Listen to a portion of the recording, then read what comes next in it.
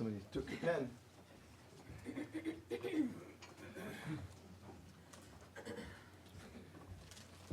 Good morning, everyone.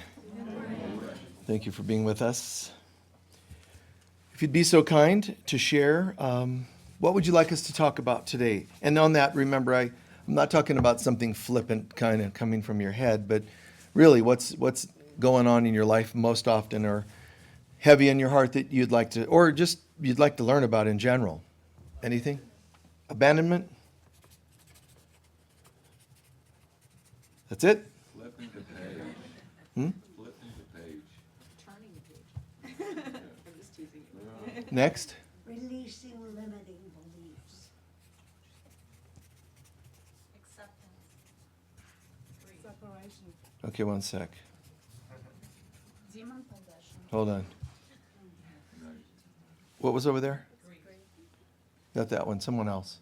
Connecting to silence. Wrong perception. Demon possessions. Okay, hold on. So somebody over there said one that I didn't get. Separation. Okay. Pardon? Abundance. Great. Okay, that's good. Thank you. We'll start with the word abundance because we have an abundance of requests. My goodness. It's like a dozen topics. That's funny. And just so you know, by the way, I had somebody once say, there's all these requests, and they thought, and maybe some people watching online or in here, think that what this means is then I'm now going to talk about each thing. It's not the way this works. It all starts getting covered in the everything. It's not like I just go, next topic, during a talk. That's a little linear, which has its place in the world. It's just, that's not how I would do this. So everything from turning a page, abandonment, releasing limited beliefs, and acceptance and separation, grief, silence, wrong perception, abundance, several things. That's naming most of them. Please understand, these requests, there's something that are dear to you. These are things that are dear to you. We are important to God. This isn't like, we're not talking about the religious way that people have been brought up. You're worthy, you're not worthy. None of that really matters.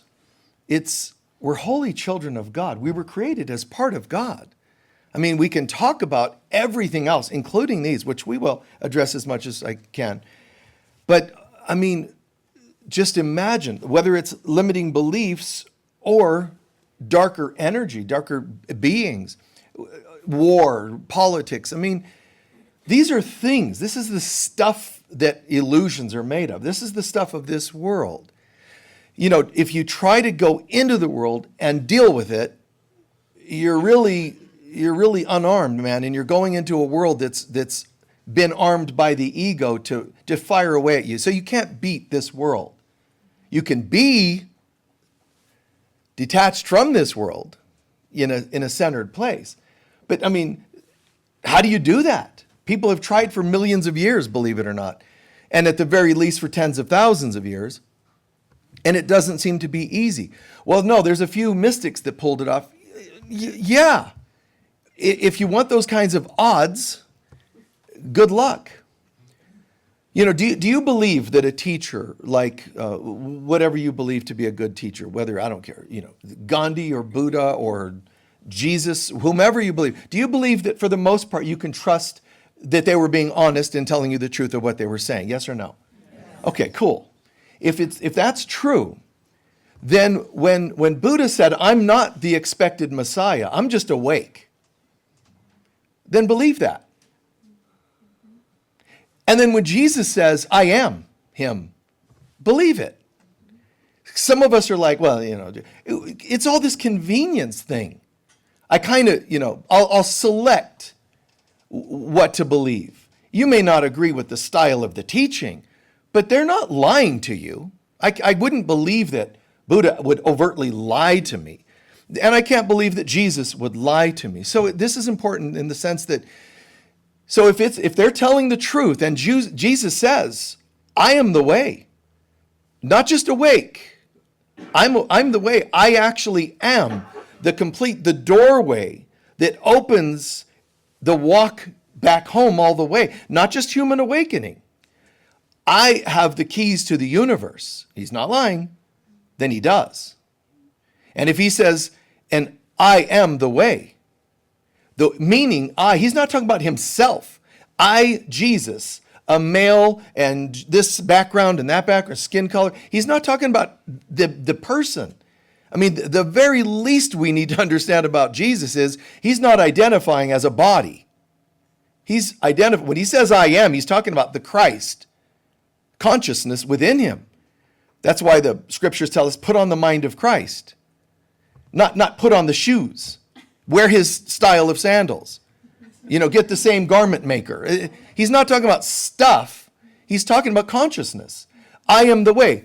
Are you the child of God? Are you? Yes, his answer would be, I am. I am. He just irritated people with those two words. I am. Because they're like, wait, let's be clear. Well, how could we be more clear than that? Are you the Son of God? I am. Then Christians are saying, see, he said he was. He didn't say you're not. He was answering their question to him. Are you? Yes, I am. And so are you. So we're the presence. I mean, there's a part in us that is the Christ that has never forgotten who we are. But there's another part that keeps winning the conversations. And when you say, well, I don't like that. Well, thank you for sharing. I'm sorry that you don't like that. Well, that seems unfair. Why doesn't the one that remembers, how does that not become the winner? We have to choose it. But our ego tantrums and our inner fears keeps allowing the other voice to win. The one that speaks the loudest and fastest is the ego. God is more associated with a peaceful voice. It doesn't have to fight to win. That's how you know politics are never part of God. Okay? Just saying. But there's a peace that surpasses understanding. Imagine that. Imagine being in such a state of peace where you have the likes of Herod or Pilate in your life, your ex-husband's wife, your parents, will never speak to you again. And just being in such a state like, I'm sorry, I didn't hear a question as to whether I care. In my family, my dad would be like, his big threat was, I'm going to erase you from our Bible. No, not that. I mean, he knew he could just look at me and think, he doesn't care. I mean, just caused him to be even more hateful towards me. But it's not like I'm fighting it, trying not to care. No, not that. It meant nothing to me. You're going to erase me from your family? I'm not even really associating as part of the family anyway. Well, you know what? If you're going to be into this, I'm going to divorce you. Oh, okay. I appreciate you giving me notice. Now I can start, making plans. But how many people have that center, that Christ-like center? And great masters, even before the time of Jesus, throughout history and since, have known that it's important to find your center. If you don't know who you are, everything is subject to affect you. If you don't know who you are, now if it's too hot, you're affected. Too cold, you're affected. Too much this, too much that, you're affected. Masters can just navigate, man. What's needed right now? Focus, let's go. And then those who claim to be spiritual are all like, oh my God, there's too much focus. Oh, then you're not what you say you are. You're hypersensitive pretending to be spiritual. You already got that. But there's also the opposite. Too intense can be, you have to learn chameleon, like what's needed in this moment. If you see an accident, you can sit on the side of the road becoming part of the problem. I was driving by and there was this accident. The energies from this are really affecting me. Just get your car out of the way. There's emergency vehicles that need to get in here. Yeah, but I'm being affected. Get a tow truck, somebody. Get them off the road. You're going to feel like a victim, but you're in the way. Move. So mastery, spiritual mastery is not all passivity. But our goal is peace. Our ultimate goal is bliss, upper chakras, upper three. Heaven. This is heaven. This is bliss. We talked a little bit about these concepts the last week or two. But imagine your heart is where you get to feel the peace of God. So you know you're connecting with God when you feel peace. Doesn't that make sense? And peace is just an after effect of making right decisions, as is so many other, like joy.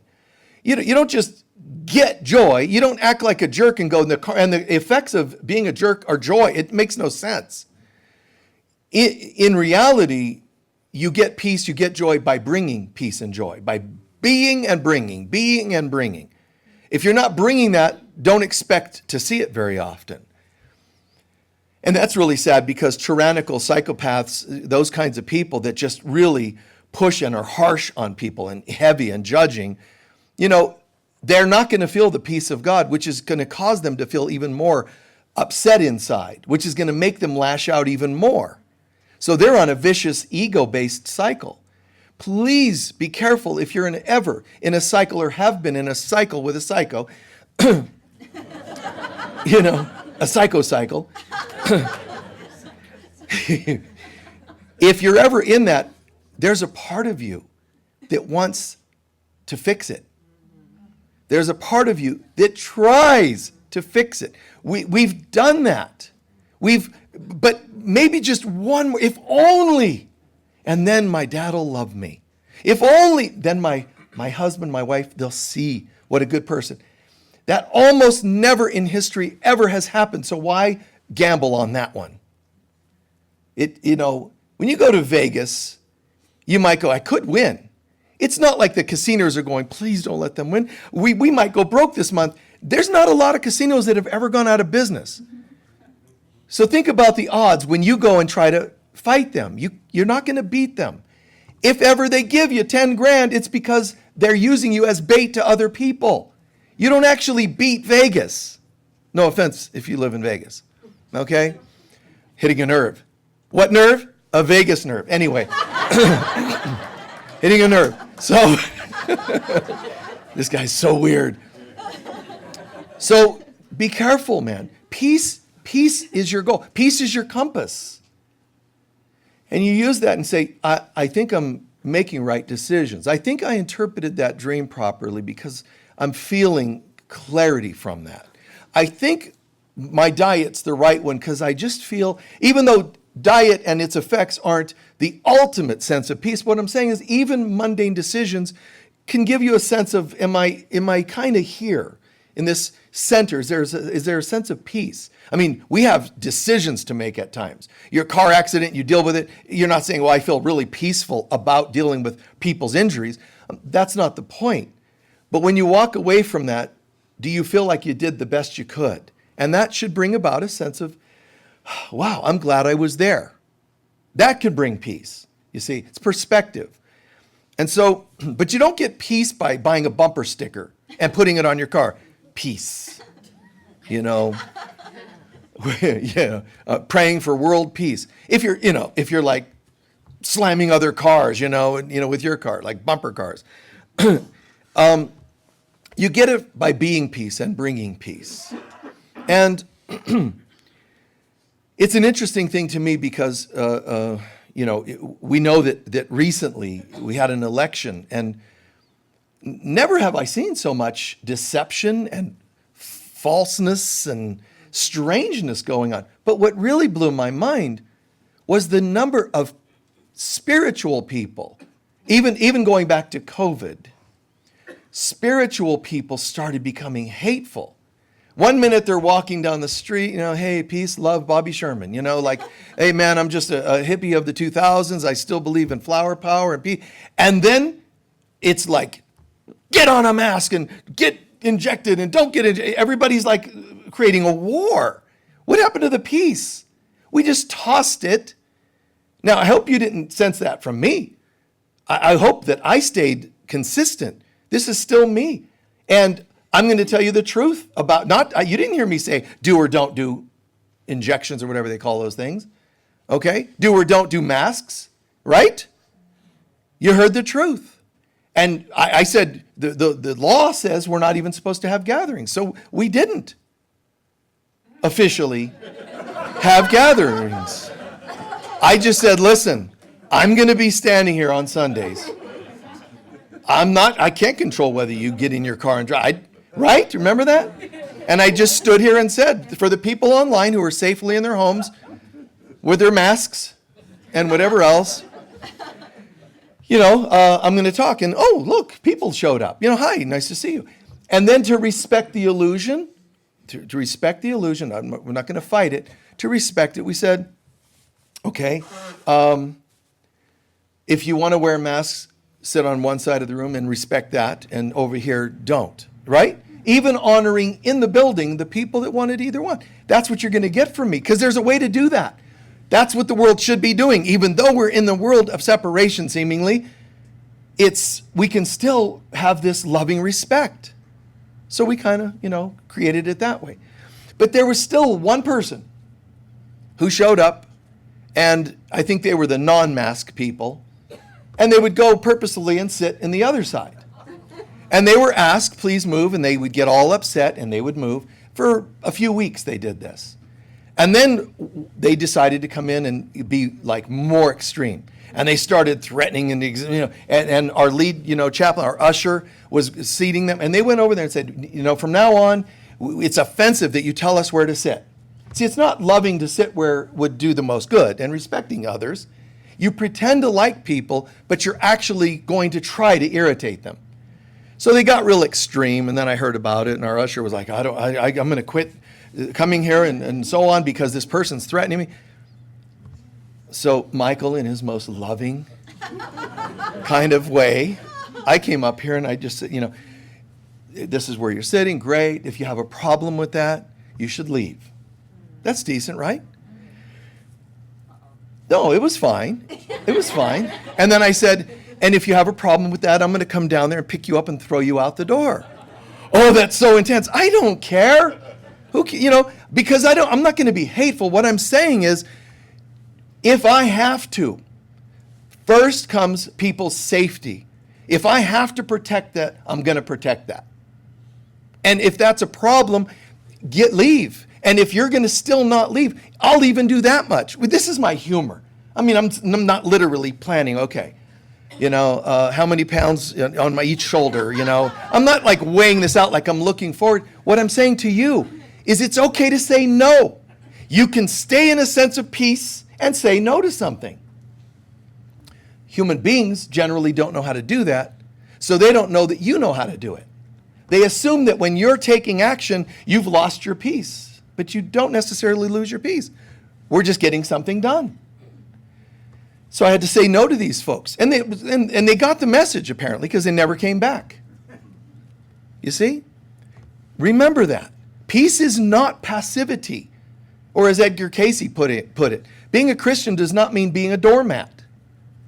So it's okay to say no. Now, if these people came in and had a consultation with me and said, we don't know what to do, we're just struggling, we're in a state of terror and fear because all these masks and these stories, and nobody will be with us without wearing masks and all those defenses, and it's confusing us.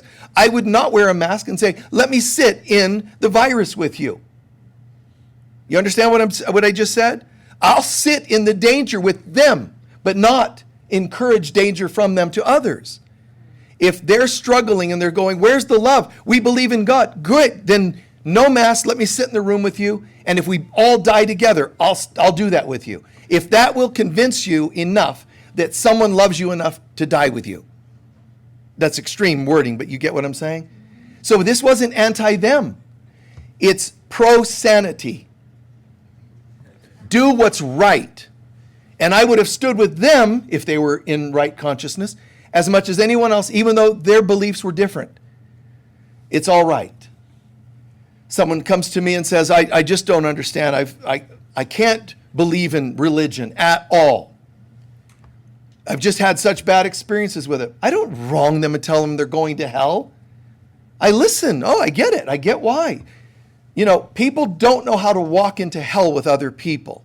Healers don't know how to go into you see, hell is your broken self. Hell is our wounds that aren't healed yet. Some of you asking about these concepts. I mean,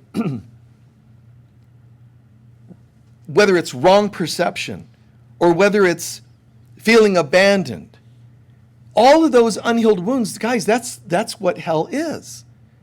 And if you don't know how to be with them in those feelings, then you're not entering hell with them. And I don't mean falling into hell. I'm talking about, can you keep one foot, one hand, one ear, one eye in heaven and reach the other into hell and pull people out? And some people cannot, and I don't blame you for it. You're not there yet. You're too susceptible, too vulnerable, too reactive. You don't know how to hold that backbone. See, if suddenly I was beamed into a place of war and people were in danger, I would fight for them to not be in danger. You know, can you navigate and go where you need to be at any given moment? I believe in peace totally. But if I see somebody beating someone up, I'm going to try to restrain them. Why? It's an illusion. Because people don't know it's an illusion yet. And if they knew it was an illusion, they wouldn't be doing it because it would be an illusion, so they wouldn't waste their time. So I know that they're not in their right mind when they act out like that. So how can I help? And we have to remember that. Talking about things like peace. It was asked about like turning the page into a new life. One of the biggest motivations, one of the most important necessities is you're not going to flip a page if you keep living in the old pages. Yeah, I'm going to turn a page in my life, keeping all the same patterns and beliefs. That doesn't even make sense. Why change the page? It'll just be, oh, look, a photocopy of the previous page. What's the point, right? So, no, I get it now. I'm waking up. My center, I know my center is the place called God and heaven and bliss and joy and all that God is. I know that's found here. And there's this presence of God that can descend. I'm blocking God out. The acronym, edging God out, ego, EGO. It's edging God out. So I know I'm doing that because I don't feel peace and joy and love in my heart. Now, open this. There are people that are soldiers that feel more peace than people that are spiritual leaders writing books about God, but yet going online and starting sites that say, if you vote for this people, you're an idiot. You know what I mean? Like going and these spiritual people judging. That they're not sane. There are people that are having, by necessities, we'll call it, going to war and fighting. They're protecting their friends and their troops and whatever. They're more sane sometimes. It's a matter of who's in their center. It's not what region you live in. It's how centered are you? And I think it's funny and sad that spiritual leaders have shown their true colors. And I said this 20 years ago. I was saying, what's going to happen is the spiritual leaders of this world are going to show their true colors. They're not truly spiritual. And the ones that are their students, some of them are going to come up and prove that they're the spiritual teachers. The students. Why? Because if they're willing to maintain a humility and a knowledge about spiritual things, that's the way to go. But the fake, talking, professing peace and love and joy and oneness, and when in fact you're promoting everything but that. And it's really extreme the way things got. So we are the peace of God. So again, asking things, how do I learn acceptance? Don't. Learn the peace of God and then acceptance will be easy. Acceptance is a daily event. You change what you can, accept what you can't. But if you don't know the outcome is going to be peace, you'll not make that decision. If you say, I've heard that I need to change what I can and accept what I can't, but I just can't accept that this is the way it is. I can't accept that so-and-so did this and me not, learning to not hate them. I can't do that. They deserve my hate, my judgment, whatever. When we're insisting that the new page be the old page, it's just not going to work.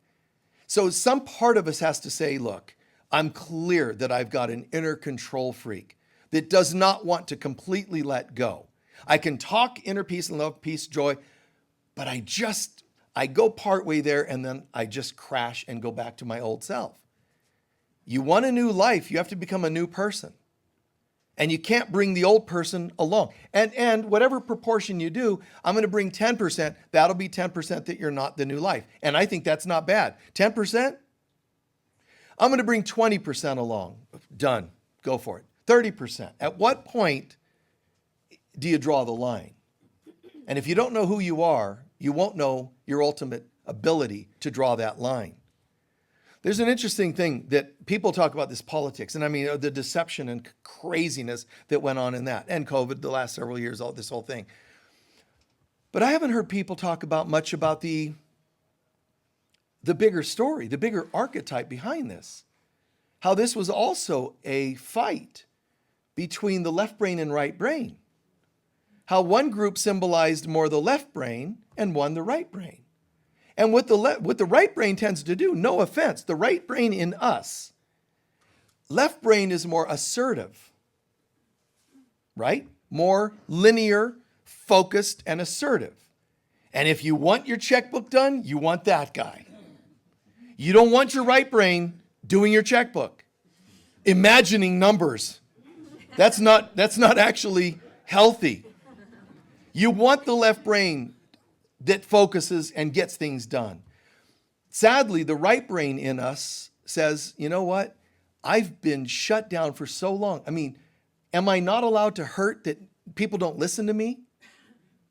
And left brain goes, well, if you'd become more like a left brain, we'd listen to you. That's not nice. The right brain, although the left brain's a little aggressive, the right brain's what? Passive aggressive.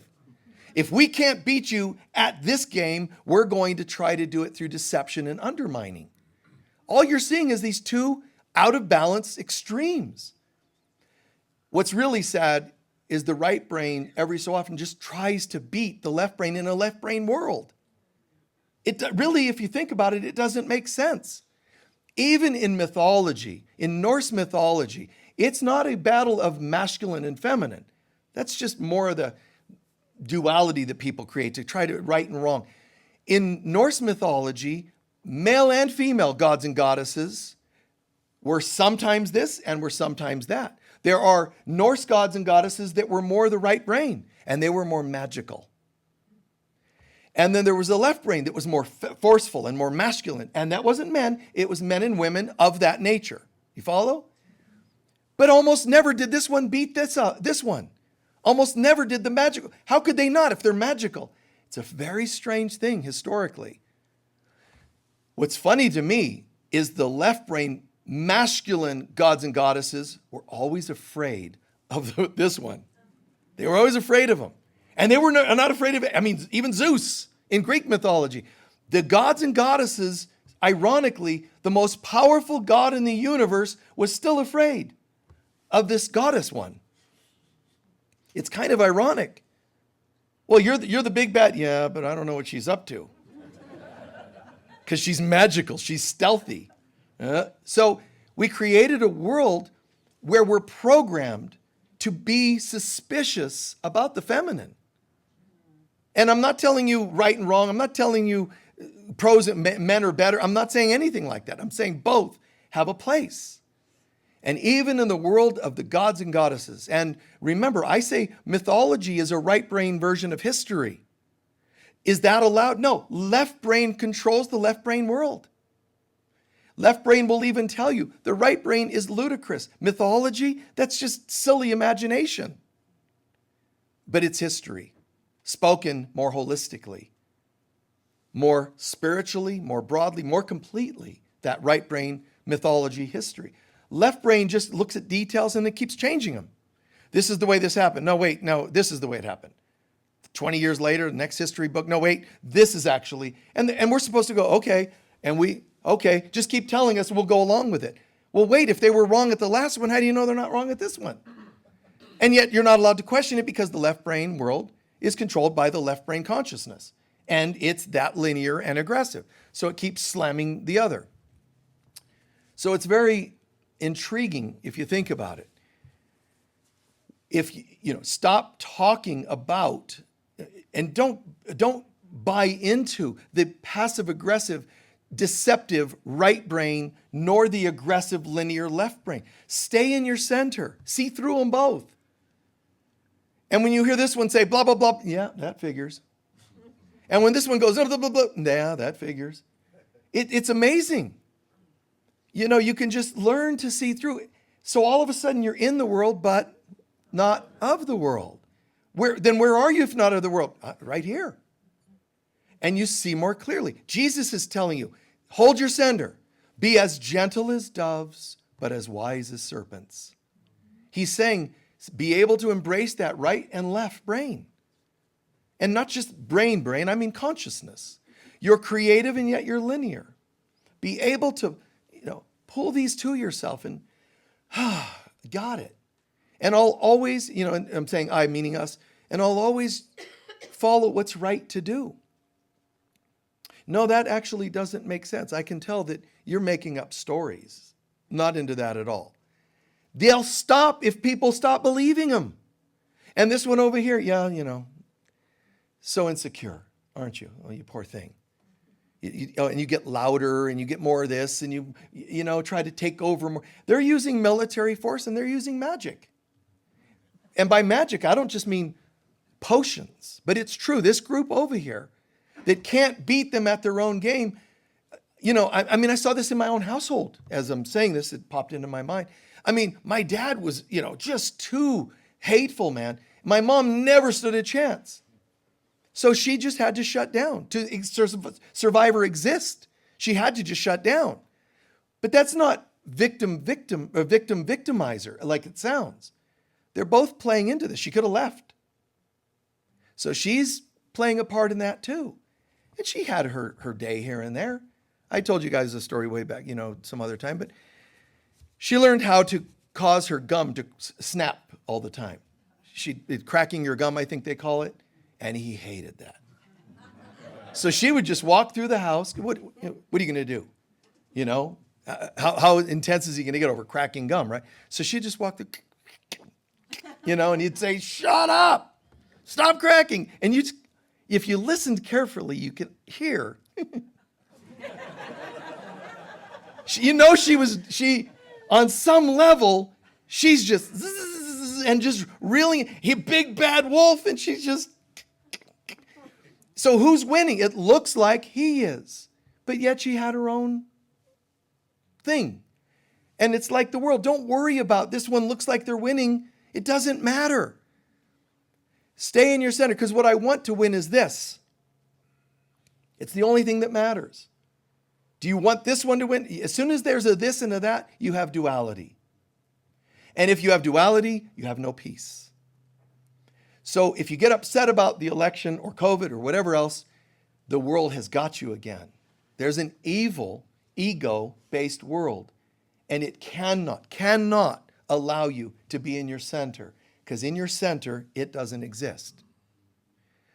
So every time you get hooked by, the news or whatever it happens to be, it is not an accident. This world needs you to not find your center. If you find your center and stay there long enough, you beam up because you're in an elevator that takes you home to God. Away from the horizontal world and into this one, the vertical world. I call it going vertical. So think about this. A Course in Miracles says, because there's two ways to feel peace. One is deep meditation. And when I say peace, do not confuse this with Quaaludes. Do not confuse this with ayahuasca. Or anything else of this world. I'm not dissing any of these. I'm saying don't confuse tranquility with something you took. Now you might say, no, some of these things, if they're organic, then they're good, they're real. If it's of this world or universe, it isn't pure spirit. It might have some nice effects. And just to clarify that, because some people get funky about it and they send me hateful ayahuasca letters, So don't send me, any, whatever, ayahuasca hate mail. So ayahuasca is like having a counselor. It is a way to take you into yourself the way a counselor can do, meditation can do. It has its place. All I'm saying is that if there's ever a time you seek inner peace and you don't have something to bring you there, then that thing wasn't totally real. Does that make sense? You should, access your inner ayahuasca. Access your inner. Even if you pray to an idol and it helps you feel better, can you do that when you don't have that idol in front of you? It all has to become internalized. It all has to become I am, not I pray to or I use. I am. Right? So, and that's really important for you. So there's not, I like it, I don't like it. No, it's just duality again. You like this drug, you like this thing. If you're really believing in those things, try a lobotomy. That could be very peaceful when it's over with. You'll feel very little stress after you have a lobotomy. No offense, and I know it grosses some people out, but listen, be careful. And why would you hate me for saying any of this? And some people do. By saying the stuff you don't need, it's here. But is the stuff okay? Yes, because some days you need a chiropractor and some days a massage and sometimes this and sometimes ayahuasca. Whatever you feel helps you in the world of duality, I think it's fine. That's your trip. I'm just saying, and there's another way. So we can find inner peace. True inner peace has to be inner peace, not external stuff. It doesn't mean you don't do the outside, but you find this one. So true inner peace, there's only two ways to it. One is deep meditation, deep, entering the peace of God. And then you just absorb some, and when your meditation's over, you're affected by it. Everybody's had that to some degree, even if they don't realize they did. Where you entered something else. Let's say it was a room that there was just a positive vibe, and you kind of soaked some of that in. You know that you can walk into a room that's chaotic and aggressive, and you can be seemingly affected. We won't always be affected. There's a point where I am, not I'm trying to be peaceful. And again, when I say peaceful, I don't want to confuse that with people who say, Michael, I am so loving and peaceful, but still everybody does this to me and that to me.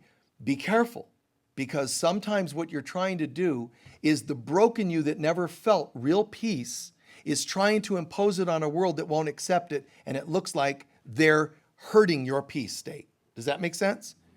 That means you're bringing the wounded person that wishes they could feel peace, thinking it is peaceful of you to go into chaos and say, well, I was just trying to be loving. You called your ex who always yells and cusses you out, and I was just trying to be loving. I don't know why he's like that.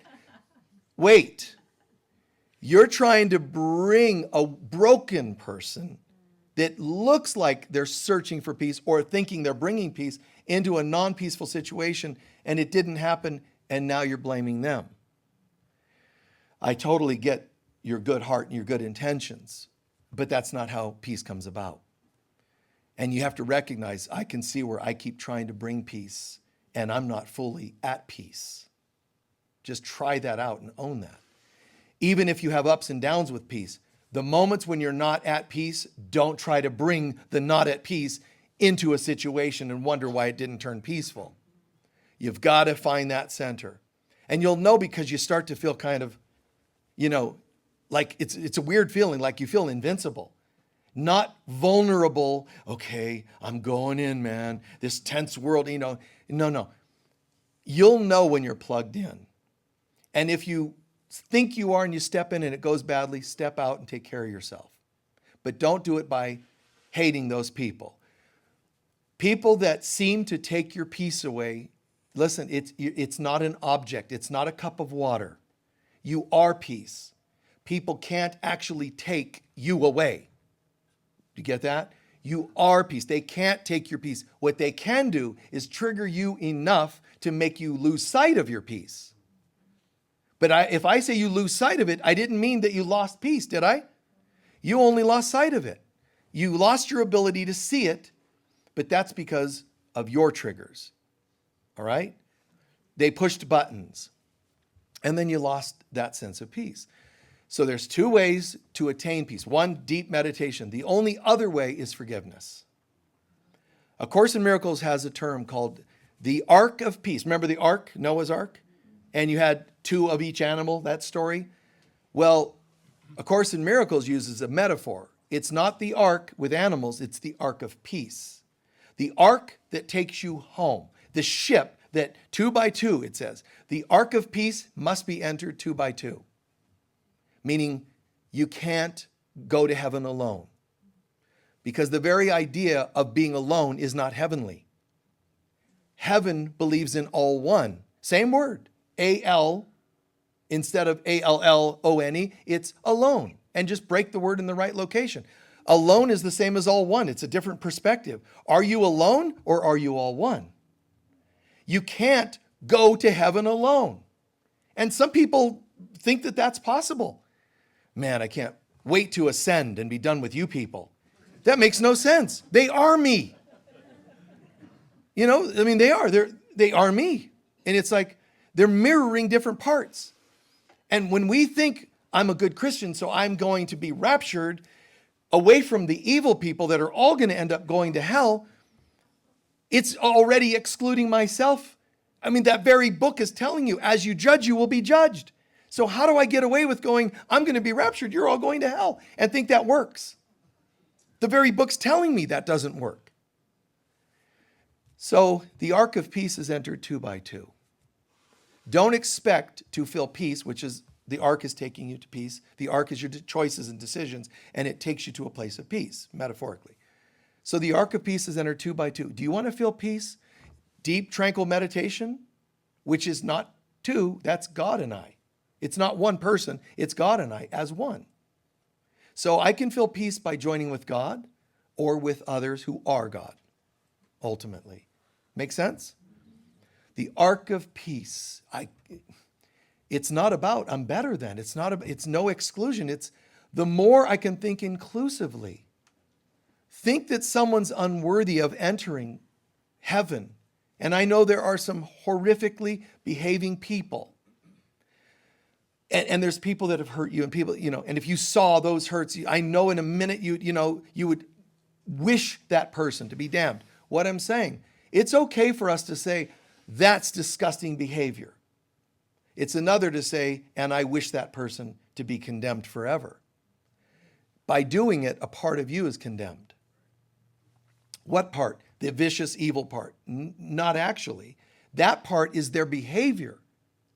Their behavior is not the real them. It's a cry for love.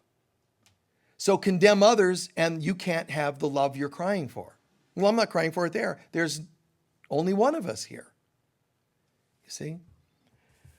So releasing limited beliefs, as one of you asked, it's all part of this. I can work on releasing limited beliefs, but I'm saying to you, if you don't know the goal, why would you choose to do that? Why would you choose to go on a strict workout regimen if there's no goal to it? If you can say, I want to lose 5 pounds and I would like to feel better, I'll feel better. Suddenly my sugar level's better and my heart rate's better. Oh, there's a goal. There's a goal. It pays off. It's good. It's healthy. You can see it makes sense. You lose 5 pounds, you're like, I feel so good. Because you knew where you were going and it paid off. It's the same with spirituality. If you want to release, turn the page, or you want to release limiting beliefs, if you don't know why, and I mean, you logically might say, but I do know why. I'm saying to you, you have to really know why. To forgive people and you go, fine. That doesn't mean you really understand it. It's okay to start there. It really is. Fine. I forgive you, jerk face. It's okay because that's the hurt still leaking through. Do I hate that person? Not at all. I can sit with you and go, okay. They can sit with me in a session and they can say it that way. I have absolutely no problem with it. Why? Because I know this is the beginning of their healing. They have to start with, fine, I'll forgive you. But I know that that's going to become, and I really, really need to do this. And then it's going to morph into, I feel better that I'm making this decision. And there's going to be moments, yeah, but that doesn't mean I think what you did was okay. I know, honey. There. Bark a little.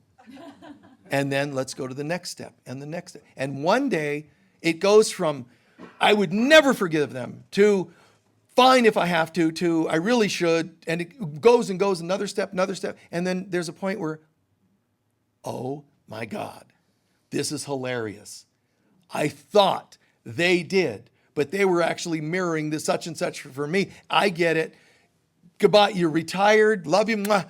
You know, won't need you to do this anymore. I got it. And you go into your awakening. You don't need the thing to give you peace, the drug, the drink, or whatever. You don't need even forgiveness. It's an illusion. When we realize even forgiveness means I still hold something against you that I'm going to decide to let you off the hook with. That's just steps. There's a moment, and you can't jump from 0 to 100. You go through the steps organically. There's a point where, the angst to it. And then there's a point where it's like, this is just so weird. I never imagined that thinking of that person, I could still hold my center while thinking about them. You see what I'm doing there?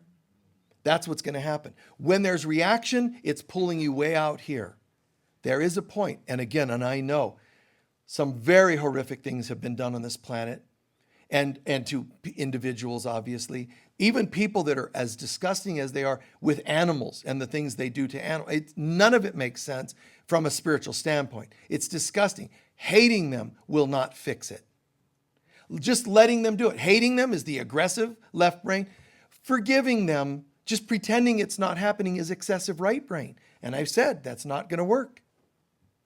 Well, which one do I do? It's one or the other. No, it isn't.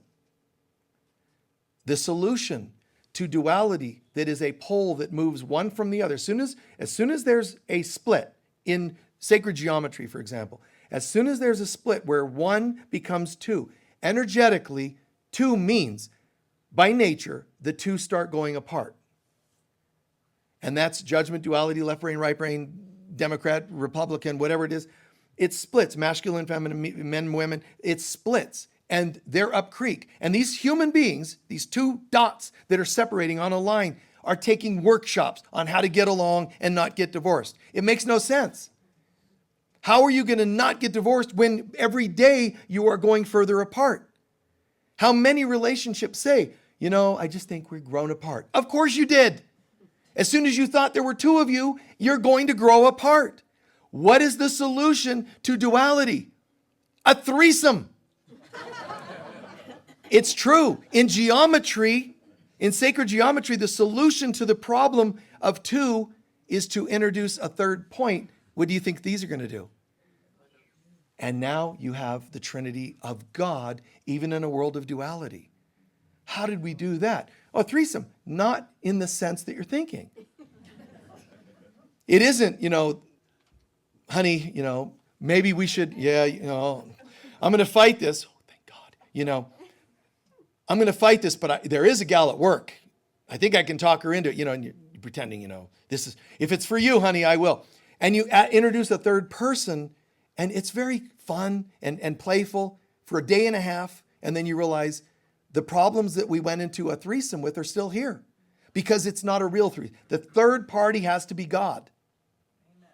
It can't be, we're having problems, but we decided to have a baby.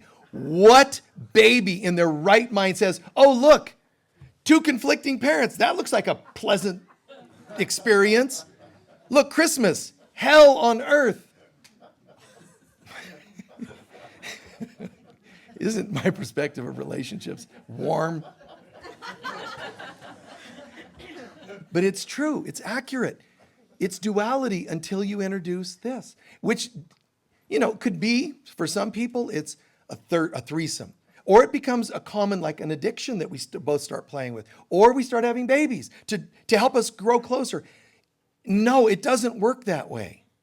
It has to be the only real thing is the third piece. And you know what? One reason why? Because it's you, the real you. You went from the non-real you and the non-real them to the real you. So this is going from dualistic love to love divine, to real love. And some people interpret it as being, we need to start going to church together. Hey, you know what? That's an outer thing, but you know what? It's healthier than some other choices we made to try to grow closer, because it's a little bit of God in there. But ultimately, if you don't realize every decision you make has to be made based on, does this take me closer to that third point? Well, I'll do this because my wife will never know about it. Does it take you closer to that third point? Yeah, but she'll never know. Does it take you there? Is peace the likely outcome by cheating? Is peace the likely outcome? Now your children come in because you have babies to grow closer because you're two messed up people. Probably not going to last anyway. And if you last, you might do it by not talking about your, triggers and issues. So in denial, what kid would want to come into that? One that has lessons related to that kind of world. Now the couple's going, man, we have problems with this kid. Of course you do. He came in going, I have just the right things that'll help that couple realize that they were not making the right decision. You can't run from the stuff. So the third party, the presence of God. Honey, we're like this. I'm going here. Would you like to join me in that walk? They might say, too much water under the bridge. You go there, I'm jumping. And they have the right to, and don't judge them, because remember, they're tired in their own way, right? They've reached their impasse. They're not right or wrong. That's just where they're at. And congratulations, if you're the one who goes there, it doesn't make you better. It just makes you more timely because you're choosing it now. God bless. Good job. Some people that say, I'm going to make the better choice towards a healthy life. And that's a good word to use, by the way. You don't always tell people, I decided I found Jesus, and they expect them to walk with you into Christ consciousness. Sometimes they're like, that's perfectly what I don't want to hear.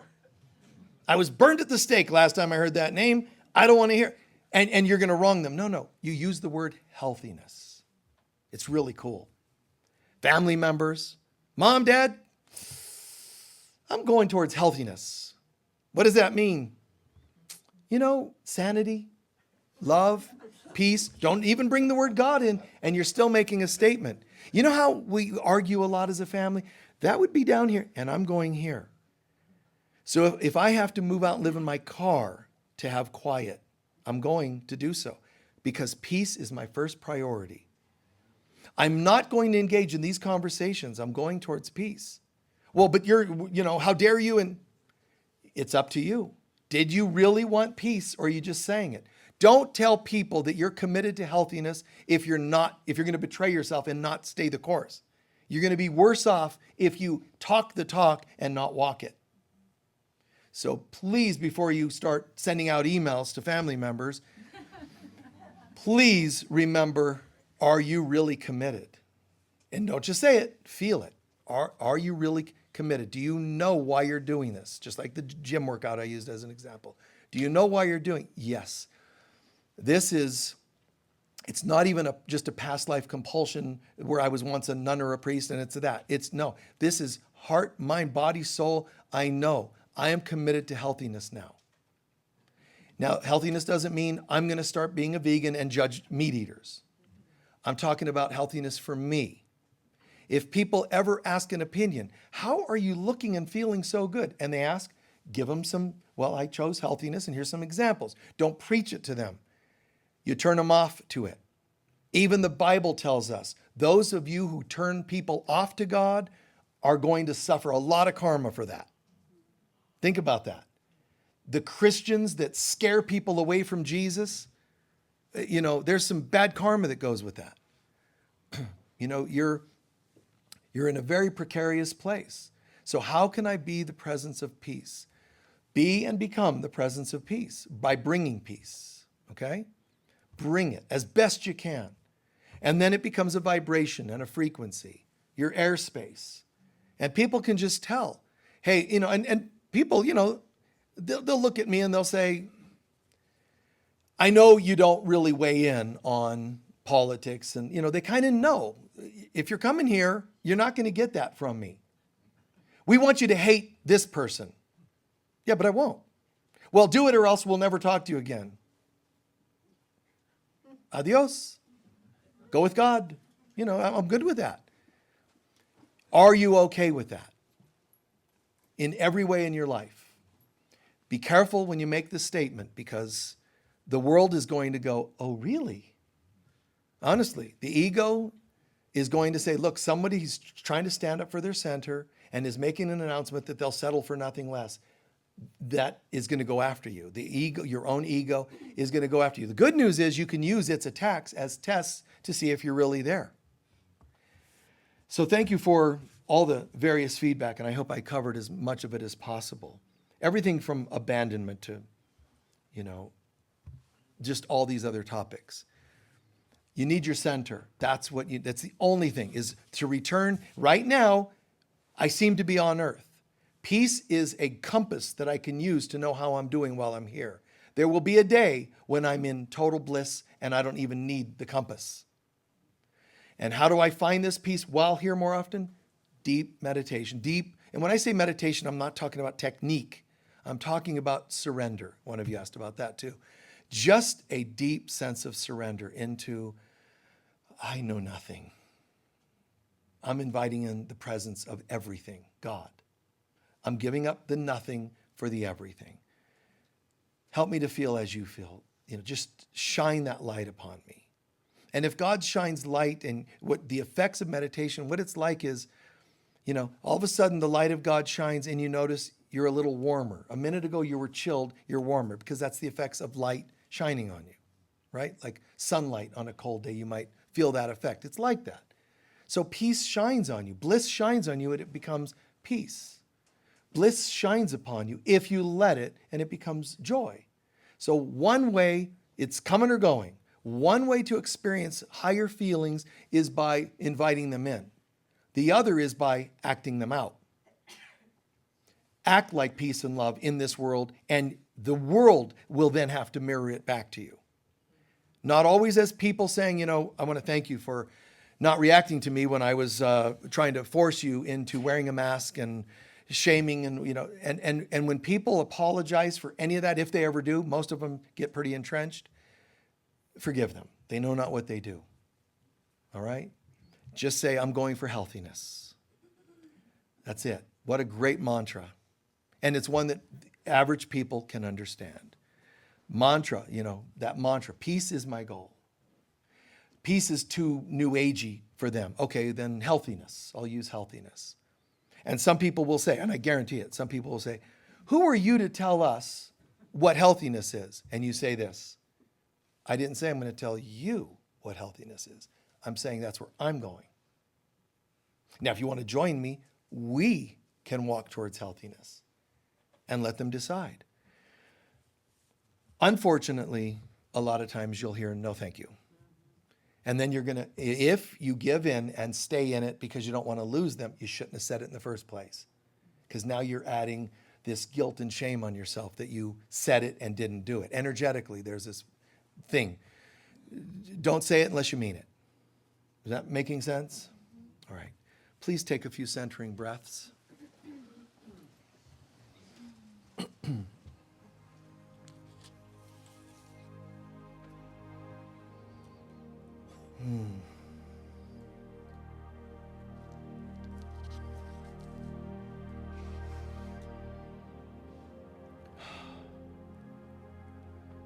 Just quieting the mind for a moment.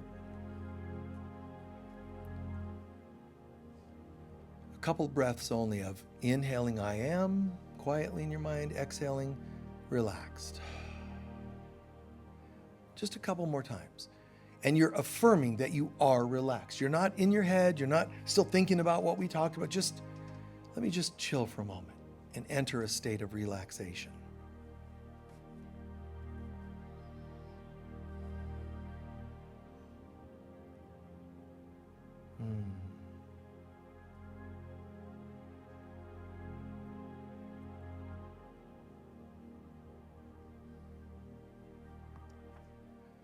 Take a moment and just have an honest retrospection or reflection on duality. Did you get polarized in the election? Did you get polarized during COVID? Did you get polarized in anything else over the last few years? Or this week? Whatever comes to mind, just be honest with yourself. Don't justify it. Yeah, but no. Did you get polarized? One way to know is, did you go and believe something was right and something else was wrong?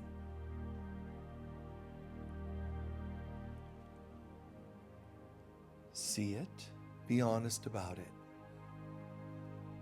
Deny it, minimize it, and all you're doing is magnifying it in yourself.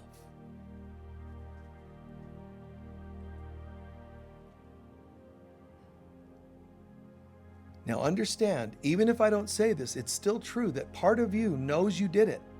Part of you knows you went a little extreme, a little bit dualistic. Part of you knows that. And that part of you is going to feel guilty and ashamed because it's not the spiritual you. That's not your center. No, in my center, I believe that guy, this girl is wrong and I hate him. No, it's not. It doesn't work that way. Own it.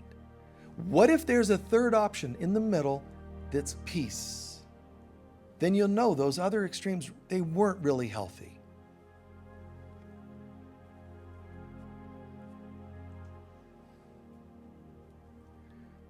There's consciously or unconsciously, there's guilt and shame that go with that. Oops, I went out there.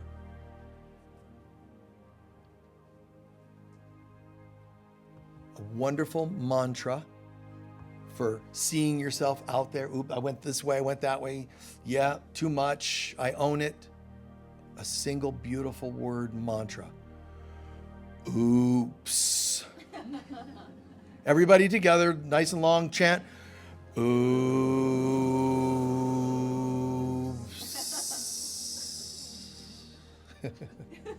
And just hang for a second.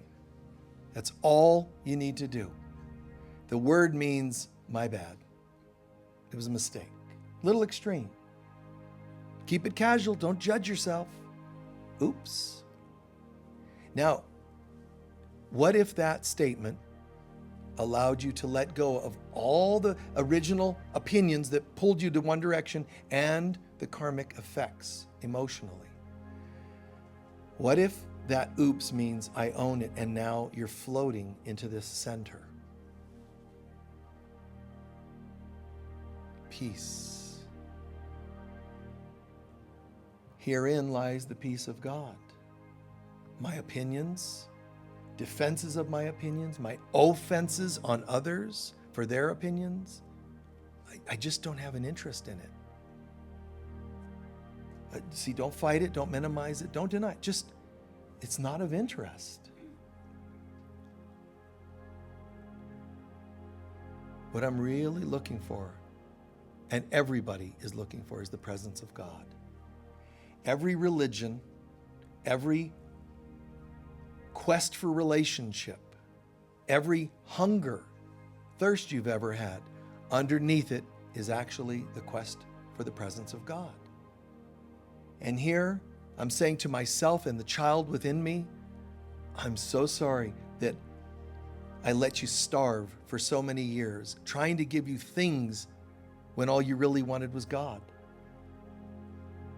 So when I feel the craving for things, anything of this world, I'm going to do my best to remember more and more and more that what I'm really looking for is God. Every time you wanted a relationship, every time you wanted to win something, it was always God you were looking for. Externally, we still live our lives, but what I'm really looking for is God. So I'm sorry to myself for ever settling and forever deluding myself. How was that going to lead anywhere good? It led me to a life of emptiness and hurt feelings.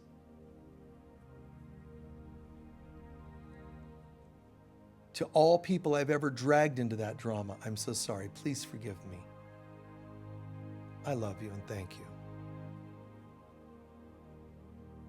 Father, Mother, God, I'm very clear that all I've ever wanted is to return to my oneness with you. That's all I ever really wanted. And I know that I don't enter that place alone. So to all my brothers and sisters, we're okay. I retire everyone from the role that I've put them in consciously or unconsciously, and I release everyone from that role. Let's be at peace in God. You need do nothing for me. I am already okay. I don't need anything from anyone. I don't need the raise from my boss at work. I don't need romance from my partner. I know it's nice to have. I'm not saying that. I'm saying I don't need anything. If I can enter peace that needs nothing, then I can have everything. Because it just comes to me. Because I don't put any tension on the request. No expectations. Closing.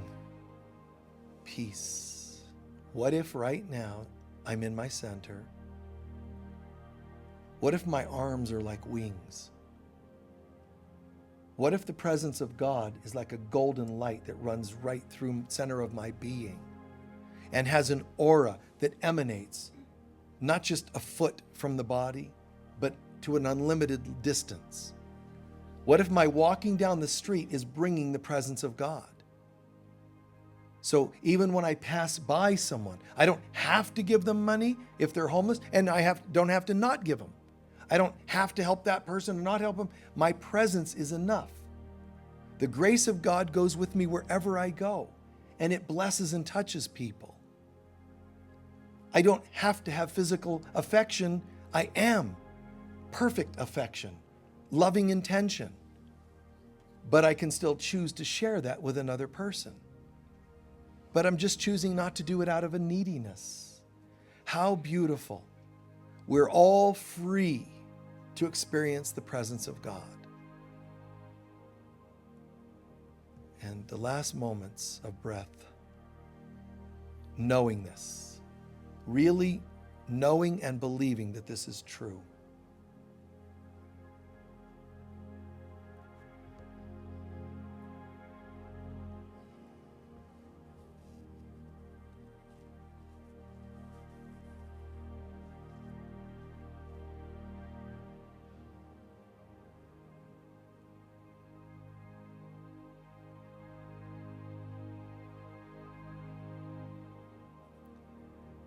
And closing with a state of gratitude.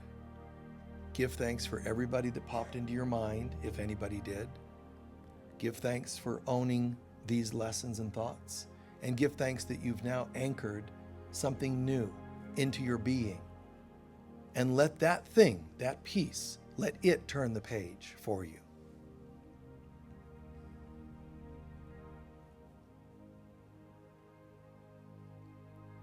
And then gradually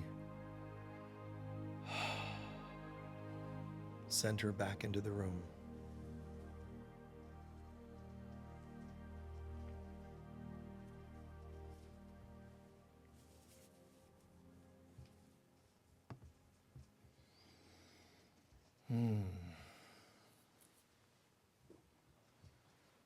Just gradually back into the room. Thank you.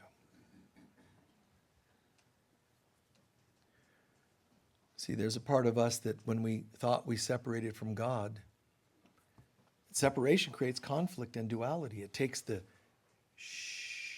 into the womb, the stuff of the world, dualistic stuff of the world. But this is that place of peace. And again, one of you asked about silence. It's not silence, it's presence. Just silence alone, no stimulus, noise reducing headphones doesn't mean you've gone to heaven.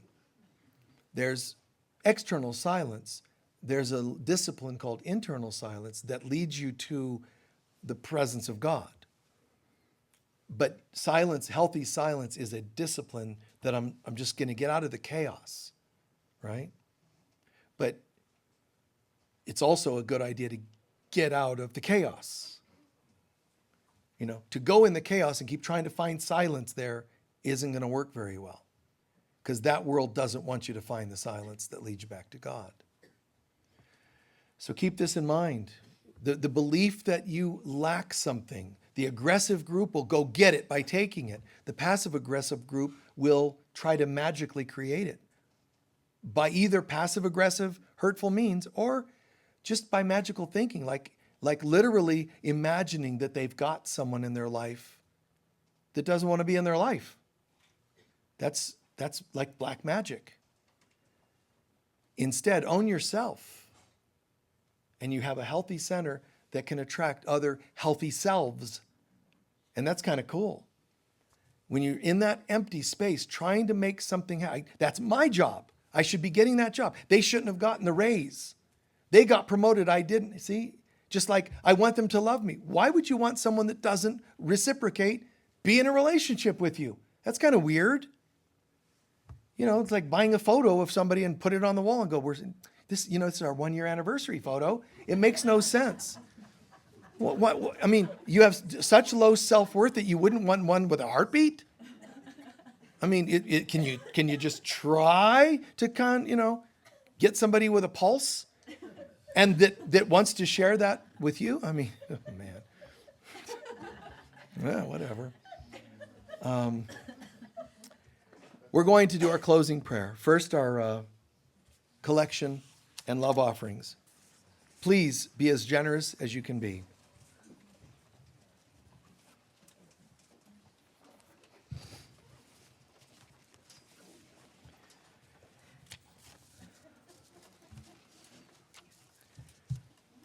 While you're preparing your love offerings, remember, focus your consciousness into the prayer. We don't just say, hey, give us your money. I would like you to think in terms of, I am abundant and I'm giving thanks for something I enjoyed today, and give good thanks for it. But also receive good from us, receive good intentions, receive the best music, the best attendees.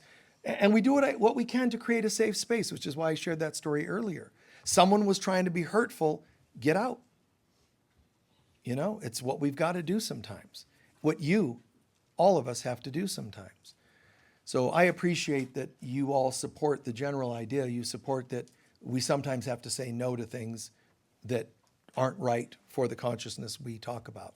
Okay? All right. Hold your love offering to your heart with full intention and consciousness. Divine love flowing through me blesses and multiplies all that I am, all that I have, all that I give, and all that I receive. And so it is.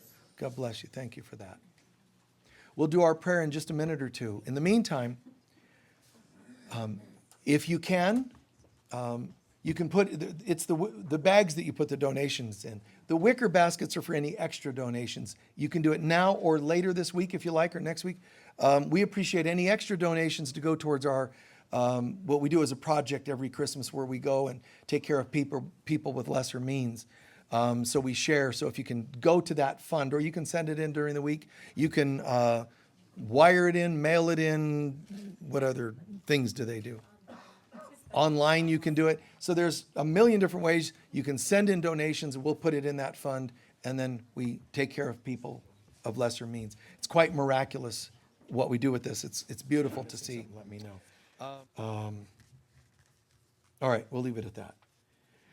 What did you learn or hear today that made the most sense? Anybody want to share? Yes? Well, during the meditation, it really hit me that when you're in your center, miracles can happen. Yes. Doors can open, doors can close. And Yes. This week I remained in my center, in my truth, and a friendship ended, but I was in total peace with it. Yeah. And wished her nothing but love. Right. Anyway, so it really resonated for me today. Right. Beautiful. When you're in your center, how did you finish the sentence? Miracles can happen. Doors can open. Or doors can close. It's weird because the ego will say, no, you're being too this or that, and now you're losing valuable. If they're valuable, then they're unconditional. And, it's kind of cool. Yeah. All my life I had that feeling. Like we had a guy, 8th grade, a guy moved in across the street, and you could just tell, because I lived in Southern California, you could just tell it wasn't going to go well. What he was wearing clothing-wise and how he looked, it wasn't, this guy was going to be a target for, kids in school. And I'm like, oh God, I know that I'm already going to become, his friend, and we become friends. He ends up getting picked on in fights, and every time I would go, all right, here we go. And they would go, oh, hey, you're cool. Why you? He's not going to get dropped alone. And they generally would just walk away. Like, it's nice to stand by what's right. And I don't mean like you're trying to be better than anyone. I just know what's right. And it's like, no, I'm going to stand by him, So I did, and I'm glad I did. It's the right thing to do. Anyone else? It's not silence, it's presence. It's not an external silence, it's a presence. Wow, it's just like I'm choosing the presence of God. I mean, it's like this. Is it a vibration? Yes, but it's more than that. Is it a frequency? Yes, but it's more than that. That's why it's called a peace that surpasses understanding. Your logical mind government can't take you there. Drugs can't take you there. Science will not take you there. Even religion will not take you there. Because if a religion existed and introduced you to peace, you wouldn't need the religion. You could still go attend, in my opinion. You could still go. They think you won't need them. They wouldn't think that, because that's the lack mentality. What they could think is, if we introduce you to peace and a personal relationship with God, you're going to be so grateful you'll still come here and experience it, share it. They're thinking this or that dualistically. If we acknowledge, then we're going to lose you. And you don't. I love you and respect you and thank you for introducing me to spirit like this. So it's not mutually exclusive. Learn to meditate and still do this. Learn to pray and still do that. Yes, dear. In the meditation, you mentioned the COVID and I feel like in my reality, it took me back and I wasn't so engaged, not interested, so I didn't really experience it. But my experience all those years has been the financial struggle in relationships. It made me ask myself, but if that was not a thing in my life, when was that? And then it made me see that I was just not feeling worthy of receiving. Wow. And then it made me feel like this exhaustion in my body, and I felt like that's what I was fighting. Wow. Mirdad so much. Right. fighting. So you really went back. The whole COVID thing, certain things at the time weren't triggering you, but looking back, you can see what really was happening for you. And it was pretty big. Viscerally, it could make you feel exhausted right now from just reflecting on what that was about. It made me feel like I'm ready to Good. release it and Good. feel at peace. I'm like, I don't have to fight anymore. And the key there, that's the word responsibility. See, you're owning. Not, look what they did to me. I did this, and then I reacted with that, and then I feel drained. And you're owning what happened. It's just the fact that you're even acknowledging it happened is good. But then owning your part is huge, because it's not a blame. It's more like an experience. Congratulations. Yeah, 12 steps from COVID recovery, Yes, dear. One more person. I resonated with the idea. It just felt comforting to not be able to enter into hell, but not fall into hell. The difference, it's right to enter hell, but not falling into hell. And I think you guys got that, because we're just we tend to attract a very advanced people all around the world that watch and attend here. So, but if ever I say something like that and you don't get it, please ask here or afterwards or email. Ask if it didn't make sense, because to some people, this teacher was promoting people go into hell, and then now we're some demonic cult. It's not what I was saying. But to be able to navigate and reach your hand into people's hurt and say, I'm here. You don't jump in the quicksand with them. You don't jump in and try to enable it. You don't become a rescuer. And some of them will blame you. You don't care because you're not jumping in the quicksand. Well, I'm sorry you feel that way, but do you want to take my hand? Well, no, because you don't really care. Again, sorry you feel that way. Take my hand. You don't lose your center and jump in. But they'll try and they'll tempt you, because misery loves company. Please stand for a closing prayer.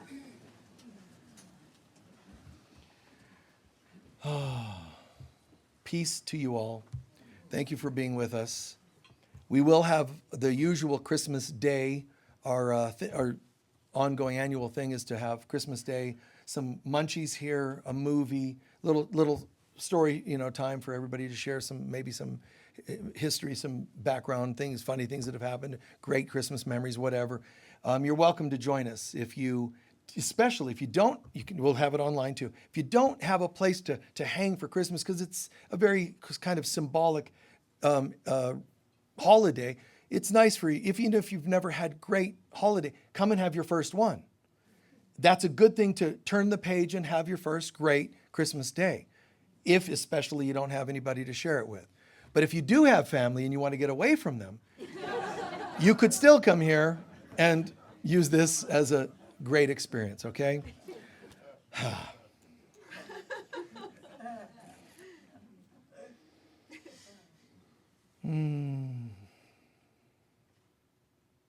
The light of God surrounds us.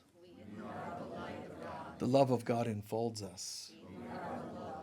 The power of God protects us. The presence of God watches over us. Wherever we go, God is, I am, we are, and so it is. God bless. Peace be with you. Chaplains, we're having a meeting right away in the back room.